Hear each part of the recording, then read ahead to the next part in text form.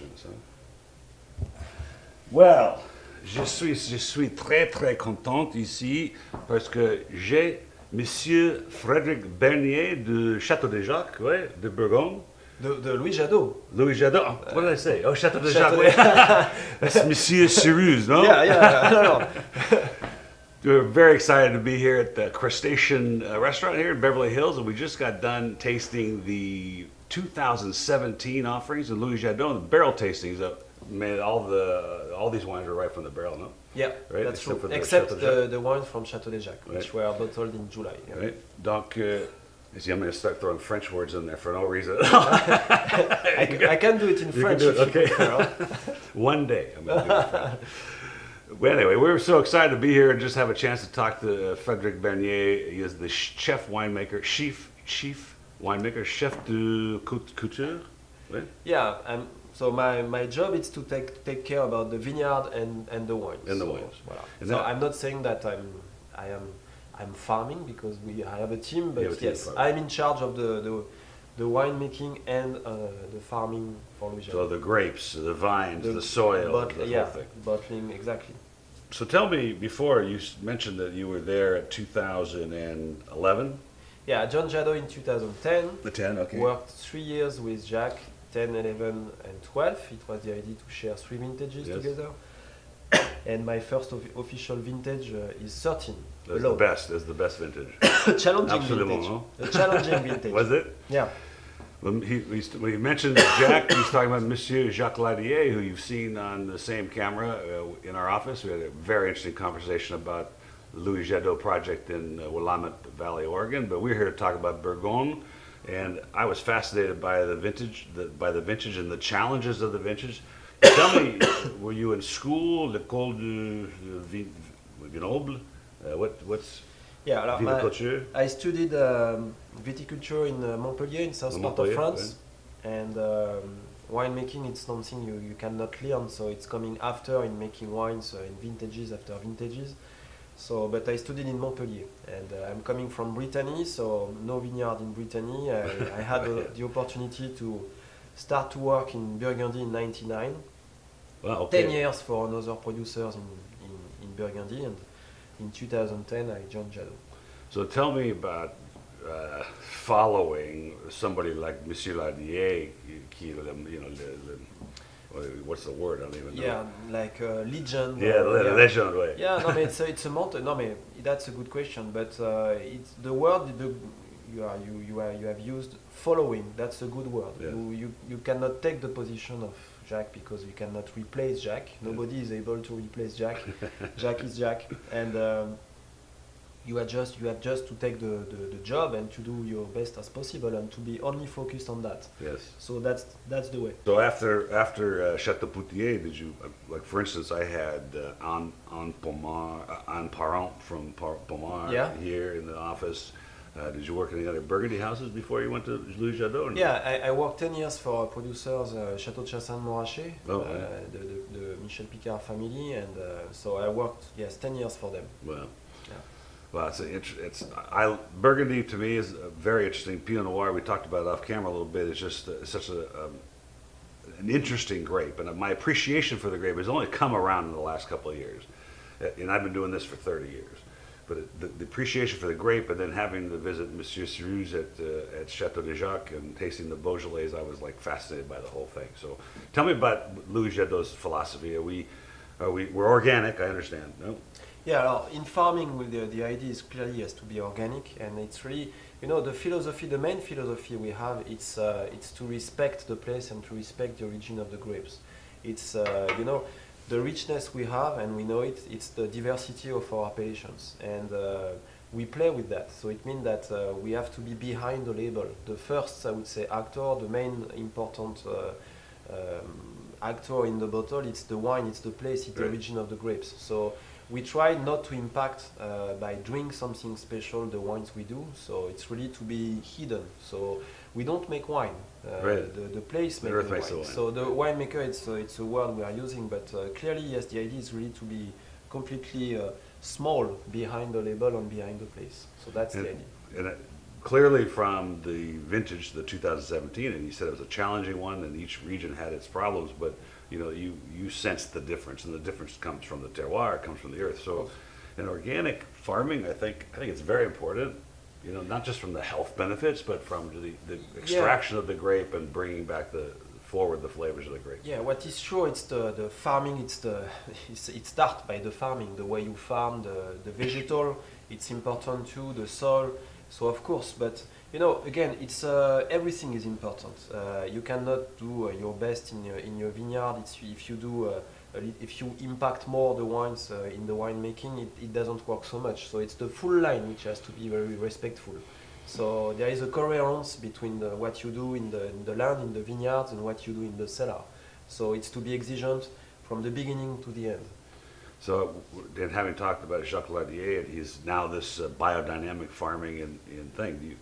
Do you see Louis Jadot headed that direction, or it's just such a large? I know it's very complicated, very time-consuming to become a biodynamic farm, and maybe with the hectares you guys have under control, it's just too big.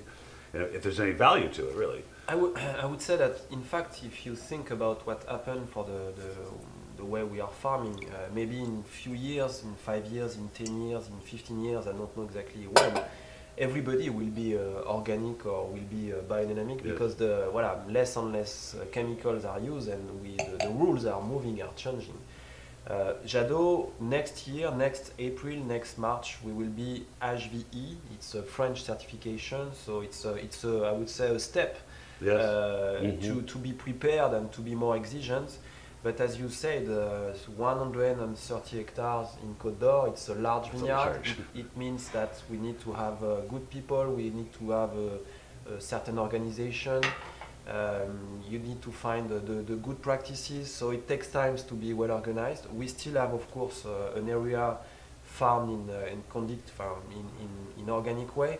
Biodynamic, I don't know, but why not? We are open-minded to all the practices, but what is sure is we are on the way to be more and more exigent, again, to work as the best as possible we can do. And not add to the thing and get out of the way of the grapes and what Mother Nature. Of course, a good wine, first it's grapes which are good quality, so the story starts in the vineyard, but again, in Burgundy, people have to understand that the weather we have, the farming with the vine plants, the high density, it's complex. Very so complex. You cannot do what you want. And from a vintage to another vintage, one vintage could be dry with no pressure of the fungus, and the vintage after it could be wet, it could be tropical, and you have big pressure of the mildew or big attack of oidium. So. That's very stressful. Yeah, it is. No, but it is. We have the frost, we have the hail, sometimes the botrytis. So I mean, you cannot do what we want. So it's not like you are in a region or in a country where you have no water or only sun. It's easy. You can do biodynamic very easily when you have no pressure. Yeah, right, for sure. It's easy. But in Burgundy, it's really the north limit to grow vineyards and to make still wines, quality still wines. So it's a challenge. So trust me, it's not easy. No, it's not easy. When we were in Bordeaux, I think it was in May, at the end of May, May 22nd, on our way to Monaco for the Grand Prix, of course. Right? As soon as we left Bordeaux, we landed in Nice. On the news, the swath of hail had gone through. I forgot what district. It wasn't where we were in Pouillac, but it just destroyed this. I don't know how many hectares of vines. Stripped them clean. Just stripped them. Yeah. And so I don't know, what does it rebud? I mean, they say it could rebud if it's done early enough, but the grapes are inferior. That's true for a part, but it's what happened in 2016 in Burgundy for a part, or in 2013 for a part. But alors, hail, when you have hailstorm, like you are talking about hail, honestly, rebud, not so much, Not so because much, the yes. second bud, most of time, could be affected also. It's not as good. In case of frost, yes, it's possible, and it's what happened in 2016 in Burgundy. We had a second generation of bud which have done some fruit, but if they do fruit, it's always very small fruit. The quantity will never be the potential at the beginning, never. Intéressant. Donc j'ai choisi le vin pour appellations. Donc, ici, le Satanay, c'est Le Centenay Clofobar. Clofobar. Yes, it's a premier cru from Centenay. A new Incroyable. plot we are farming since 17. Very, very open, very generous wine.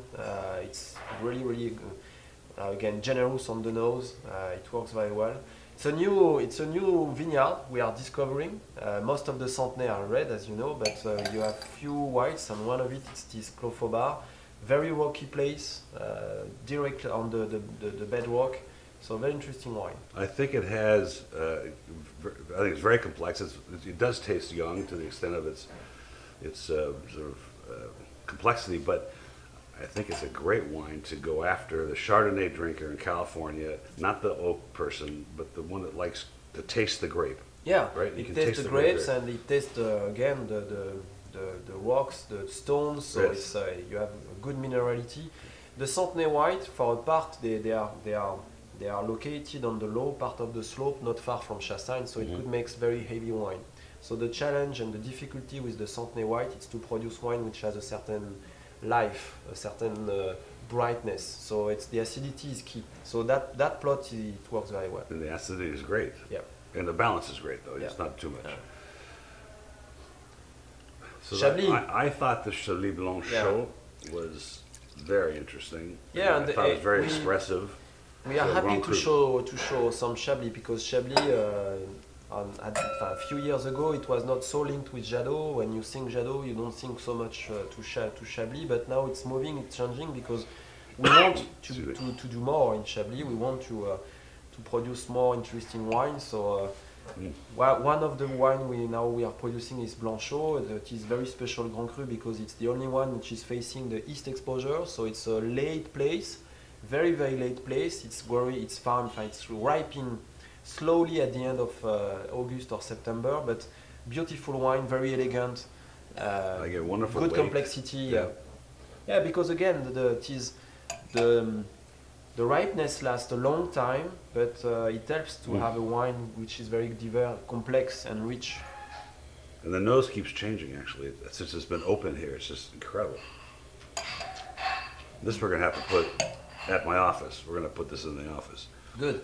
Yeah, And right. it's aged in double barrel, so we have made special barrel a little bit bigger as our classic barrels in Burgundy to make sure to respect, I would say, it is a very slight elegance of the Chardonnay from Chablis. So it's So just to show the customers, there's no oak in any of these wines, ever. Or very little oak. here. Yeah. Yeah, So- in Chablis, you mean? Yes. Yeah. Usually it's not something so common, but us we have decided to bring 50% of the wine is aged in oak, but in double barrel, in big Yeah. barrel. Yeah, it's a big barrel, so it's less something- influence. Yes, Yes. absolutely. That's the idea. Because the problem in California is they like this, almost like a popsicle stick, like Yeah, you chew yeah. on a twig, and it's Yeah. you lose the grape and you lose the complexity by doing Of course, that. Yeah. but it's because also the capacity of the wine to digest the oak is different from a wine to another wine. So Chardonnay, which are coming from places which are not very strong, they don't accept so much the oak. Yes. Of course, it could be because the oak is not so good, but Yeah. it's also because the Chardonnay is coming from a place which has no strength, so it doesn't It accept doesn't, the oak. doesn't take the oak. Yeah. Right. You give it a water. So I think I may have mixed up these bottles, so I'm going to pour you a fresh Corton, because I think the Echezot should be last. The Côte de Pie. So this is the Corton Pouget, Corton Pouget. and this is. Tell us about the vineyards here, the soil. Yeah. This is rocks. So les Pouget for us, it's a very special place because who knows? it's coming from the hill of Corton, but from the place where it's possible to do Corton Charlemagne if you are growing Chardonnay, or when you are growing Pinot Noir, it's called Corton les Pouget. So it's really the heart of the hill of Corton, one of the original place where it was possible to produce Corton Charlemagne, and of course. It's rare now because everybody is growing Chardonnay because it's the temptation to produce Corton Charlemagne is huge. You make more money, you Yes. produce Everybody more knows wine. what it is. Yeah. So it's the way. But clearly it's a special place because this is the limestone part, the very white soil. So it's a very, very special Corton because it gives to the Pinot Noir a certain elegance. Mhm. On the Corton, on the low part of the slope, it's more rustic, it's more astringent. Here it's more delicate, so it's a very special part. Hey, we got music today. Yeah. How about that? Put music now. I find that fascinating wine, and what's interesting to me, of course, is every plot creates different, same grape, let's just say the same general principles of farming, they're Yeah. organic, but what we taste and what we smell is coming from the terroir and the soil. Of course it is. And this one absolutely fascinated me, the Echezot. And I'm a huge fan of Echezot, generally anyway. But wow, what a powerful wine. It's completely different as les Corton Pouget, of course. Alors here, you see the step between the Côte de Beaune and the Côte de Nuit. You can do what you want, but immediately the Echezot, there is a strength, there is a concentration, there is, there is a density which is very, very special. And Echezot, but it's a delicate wine. You say powerful, big wine, but on the same time it's very delicate. There is nothing it's elegant as aggressive. well. Yes, very, very But elegant. because it's got fruit, it's got acid, it's got Yeah, the things you need. and look at the And color. the colors it's extracted. dark. Yeah, yeah. I reach for Echezot when I reach into my cellar when I go to a Burgundy. And what I find fascinating too with Pinot Noir is, wow, here's Burgundy wines, which is the benchmark of Pinot Noir manufacturing. And then you go to Santa Barbara and you get a completely different wine. And then Yeah. you go to Willamette Valley with the Jacques and it's a completely different wine. And sometimes Cabernet and Merlot, they don't do that so much sometimes. No, but Cabernet and Merlot, it's grape varieties which are so powerful in terms of tannins and color that it crushes a little bit the differences of terroir. Pinot Noir, it's a very special grape variety because it's able to reveal the very small difference Yes. of terroir and weather. So you change the yield, you change the nature of the soil, you change the weather, and immediately it makes a different wine. It's a very sensitive grape variety. So it's why we are using it in Burgundy, because it's a beautiful, beautiful grape variety to reveal this great diversity of terroir. And the size of the sub-appellation in Burgundy are small. Very so small. It changes very rapidly from soil and terroir. It's very small because it makes now more as 1,000 years that people are making wines from that place, and they know that here it's not exactly like here. So the monks have done a great job for that, and now we have the anteriority. It makes a long time that we know we are now at the very high definition of terroir in Burgundy, but it's just the proof that it's a question of time. Yeah. It doesn't take. You cannot do that in 50 years. It takes 1,000 years. Yeah. I also think that has a lot to do with the evolution of not only the plots of land and the grapes and what grows there and what does well, but the food that goes with it. Oh yeah. And Yeah. I had an interest when Monsieur Ladrier was in my office. I said, well, we don't have that in America because we don't have any even indigenous grapes. Zinfandel, but then that's Croatian, right? And he said, but that's the beauty of the new world, right? You get to start from scratch. That's a very positive spin. Of course, Yeah. it is. And look at what happened in Oregon. It's the same. They are using a Pinot Noir, which is not a local variety, but in the same time they are discovering their terroir, their vineyards, and they will do better and better. It's a question of time. This time, It's a right? question of time. Well, I've enjoyed the Resonance wines. They're great. And there's another gentleman, Piero Incenza, who's in Patagonia, Argentina, and he's growing biodynamic Pinot Noir in Patagonia. And I taste a lot of South American wines, particularly Pinots, that just taste like red wine. And here, finally, he's produced through biodynamic farming a Pinot from South America that tastes like Pinot. And I thought that was a huge accomplishment. So we visited Monsieur Cyrus in June, and we got the tour Chateau de Jacques, and there was under construction parts of it. Yeah. But we saw the concrete vats, and we went into the caves, and we were able to, I told you this off camera, put our hands in the soil, and this is one of my go-to wines, is Côte de Pie. I just find it fascinating, complex, interesting. Tell me, it's volcanic, I think, right? Yeah, it's the very granitic soil, so really powerful. It's typical from the Beaujolais area. And here, like, you look to something which is very, very strong and very, very powerful and very deep. Look at the color; it's completely dark. It's black, and the taste is very spicy, and the cherry, but the mature dark cherry, fruit. it's dark fruit. it's a beautiful wine, but you need to like wine which are well bodied. Yes, for It's sure. a serious wine. It's a serious wine, but yeah, for something which is rich, it works. It matches very well. I thought it was really fun that he had a menu from some local restaurants in Beaujolais and Burgundy, back, I think it was from the 60s, where he was showing that the Beaujolais on the list were the same price, if not more than the Burgundies at that time. Yeah. And so it suffered this mystique or this problem with Chateau. I'm assuming it's from the Nouveau brand, and you mentioned Beaujolais to 100 people that drink wine, and they're all going to say, almost all of them will say, "Oh, Nouveau," and they don't understand what We the know wines it. are. Yeah, you already We know it I'm very telling well. you. We know it very well, but this is still the challenge for the Beaujolais. But it's true that on the Cru du Beaujolais, something is happening. There is a new generation of very good growers. They do better and better. They push their wines, but on the same time, the market has a certain limit of price in his mind. So it's difficult to make value with Beaujolais because.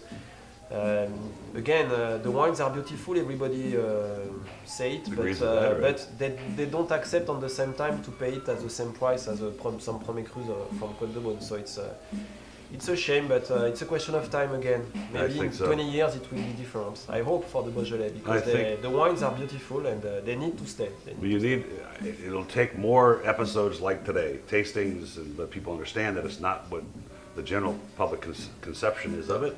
And I think a sommelier at a restaurant that's able to influence his consumer's decision, that knows what these wines are valued at and what the quality level is, should be able to do that, though. So I don't want to take any more of your time. I appreciate the opportunity to sit in front of the camera and tell the folks about Chateau de Jacques and Chateau. You're welcome. Say it again. From Jadot. Louis Jadot. You really like the Chateau de Jacques, huh? Well, That's great. That's great. Good support for Frédéric, Chateau de Jacques. Barnier, merci. Au revoir. À bientôt.